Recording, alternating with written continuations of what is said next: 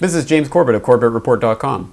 And this is James Evan Pilato of MediaMonarchy.com, and we both welcome you back to another episode of The New World Next Week, which, of course, we want to remind you that we do have NewWorldNextWeek.com now. For the time being, it redirects to newworldnextweek.blip.tv, another site that we are using to help basically put redundancies and just spread this information as far and wide as we can. You can go there and get the high-quality episodes. They look great. You can burn them off. You can hand them out for folks who maybe aren't online. And again, James, I think that's, hitting all of these sort of video sites and social networking tools. They are ultimately just tools, and they need to be used properly, I think.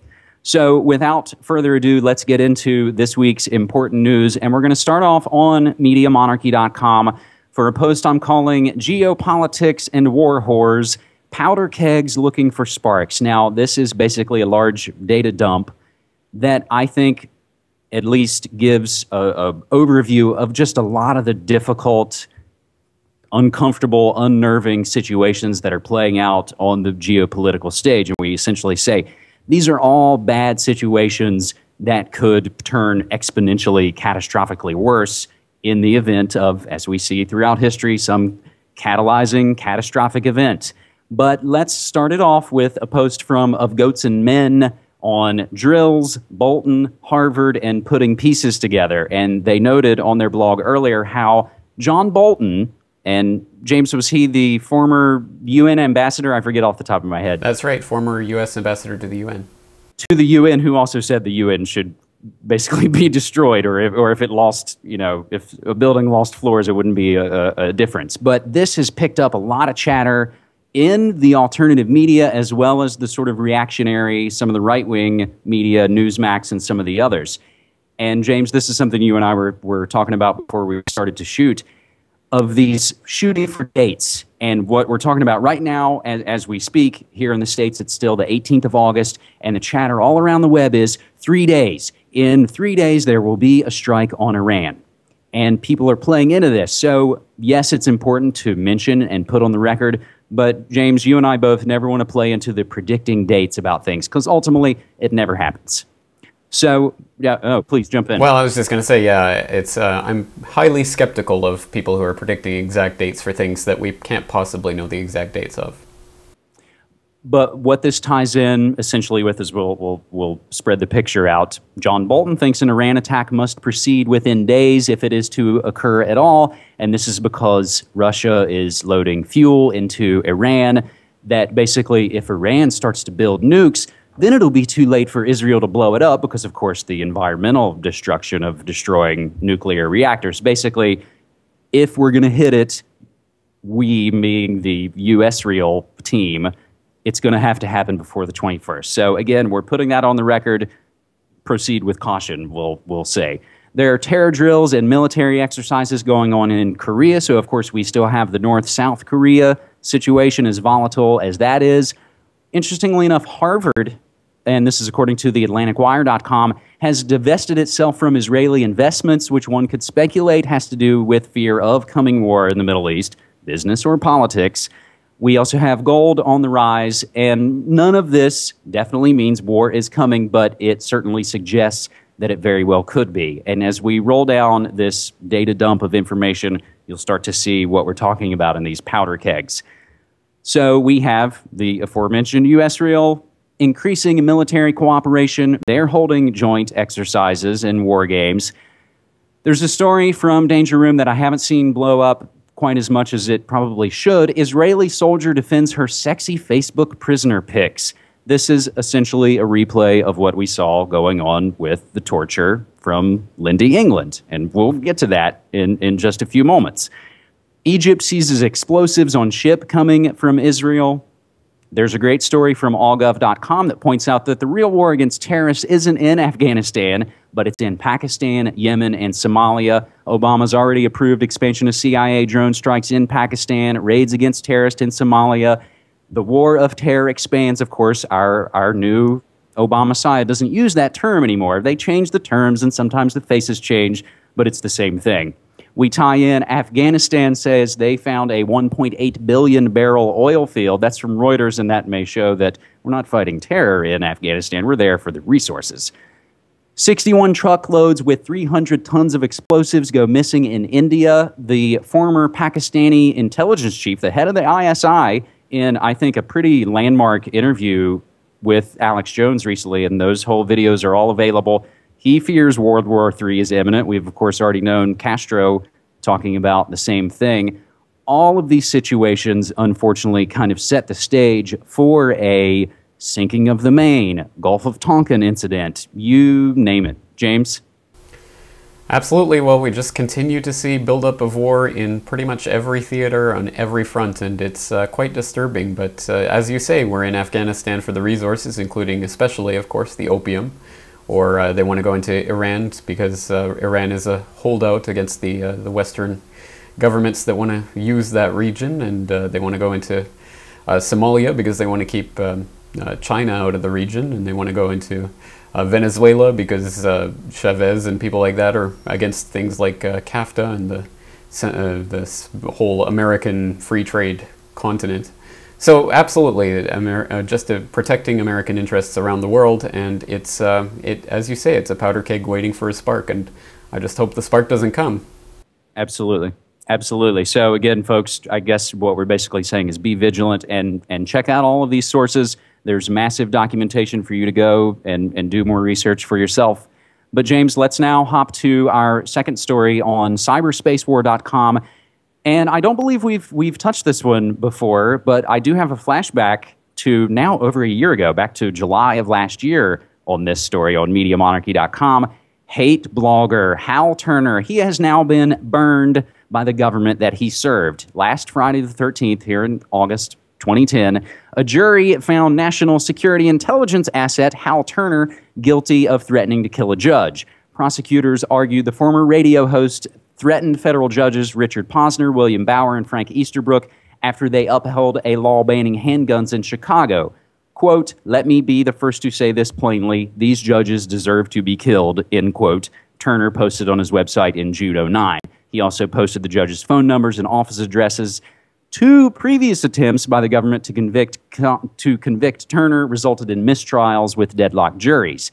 Hal Turner's conviction after this third try and possible 10-year prison term, which isn't probably going to happen, is yet another example of the government habitually burning trusted assets. There's a lot of documentation to go through on this story, and we don't really have time, but we want to tie in the historical precedents to this, such as Secretary of Defense Donald Rumsfeld is essentially ordering torture and then burning the folks who actually followed through with it, such as Charles Grainer, and of course, Lindy England, who was unfortunately from my home state of West Virginia. Reference that back to our sexy IDF soldier of a few moments ago. We've got Hitler essentially killing members of the Brown Shirts. And James, I make references a lot of times on my radio show to the film Goodfellas, Martin Scorsese's film, because I find that take of gangsters, I find it really, really helpful in kind of explaining a lot of the things that we see in the real world. In that, in the film specifically, after they pull off one of their big heists, the Lufthansa heist, after the heat comes on, they end up burning and whacking their own guys because they know too much. They were there, they fulfilled a role, and ultimately they know too much and have to be removed.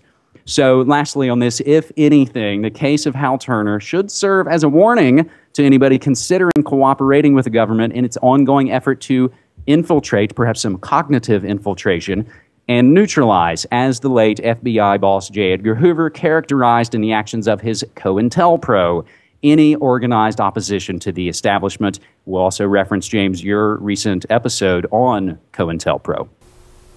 Right, exactly. Well, yeah, it's funny. The FBI was kind of known for, breaking up the gangs back in the day, but now they really are the gangs, and they're just enforcing, yeah, exactly, their own little gang. And yeah, absolutely. Well, the important thing about this story is that Hal Turner is an FBI informant. He was an agent provocateur that was actually doing this for the government. But the funny thing is, I'm not looking at it right now, but from what I remember from the Wired article, They don't mention that until maybe the 6th or 7th paragraph, way down in the story, and it's kind of an aside. And the way they phrased it, if I remember correctly, it makes it sound like maybe he was, maybe he wasn't. He was claiming to be for the FBI or something. But from what I understand, from what came out in the trial itself, it was admitted by the FBI that he was actually working for them.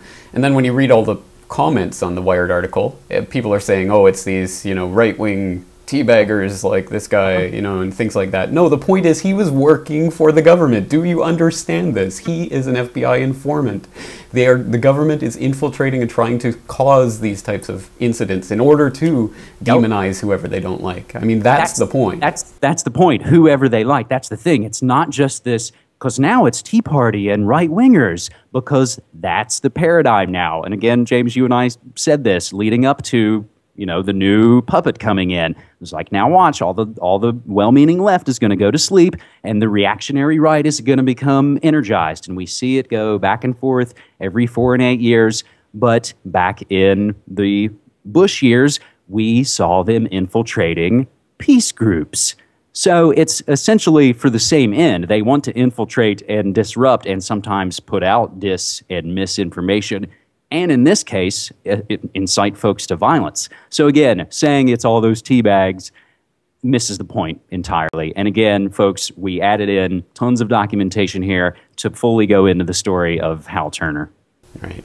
Exactly. And yeah, so I mean, the positive thing is that 5 or 6 years ago, I myself was blissfully asleep in the left-right paradigm, but now I'm awake and I'm hoping to spread some information, I hope. So I just hope that other people will continue to wake up to this blatant manipulation that's going on behind the scenes. Absolutely. Absolutely. So let's go out with a positive note, as I think we try and do here. So we're going to jump to foodworldorder.com for another great report from allgov.com. And on the surface, this may seem kind of simple and silly, but I think it's deceptively so. And I think really great news. Wheat bread sales top white bread for the first time ever. For the first time in consumer history, Americans are buying more wheat bread than white bread. From July 2009 to July 2010, sales of wheat bread increased 0.6%, totaling $2.6 billion, while white bread sales declined 7% to $2.5 billion. Americans seem to be turning to wheat bread for its healthier nutritional value. Declining sales of white bread have hurt longtime producers like Sara Lee, whose sales have dropped 10% from last year. That company is reportedly up for sale. Other brands that are hurting include Hostess Wonder Bread, I would say the ugly king of white bread, down 5%, and Bimbo's Stroheim is down 6%. We have some links for you to read about Hostess and Bimbo and Sara Lee from a great site called knowmore.org, knowmore.org, where you can search out corporations and things and see how they rate on a scale of human rights and environmental, all those things. But what I want to mention here to top off this positive story is the photo that I included on this post is actually from a Portland, Oregon-based company called daveskillerbread.com. And it's essentially a bread company started by an ex-convict who, when he made it out of prison, wanted to turn his life around and do something positive, not only for himself, but for his community. And his whole story and some of his music and all kinds of things are up there. And I don't think I've ever said or done anything like this, but this is one of those companies that I totally have no problem sort of endorsing. I eat Dave's Killer Bread every day, and I think it's, again, one of those fortunate things that Portland, Oregon is a place that does have a lot of locally produced food, which, again, time and time again, James, that's what we've talked about. It has to come back to locally producing not only media and entertainment and all those things, but most importantly, our food. Well, there you go. I knew it. I knew it. You were a shill for the whole wheat bread industry. That's it. Oh. After all these years, I finally, he's a plant for the bread industry, the bread industrial complex. Right. Well, no, but it is a good story, and I like this because, as you always say, we may not be able to personally control things like a U.S. rail strike on Iran or whatever, but we can personally control what goes in our own mouths. So, absolutely, people vote with your wallet and do the right thing. But we're out of time. So, James Evan Pilato, MediaMonarchy.com. Thank you so much. Thanks so much. Take care.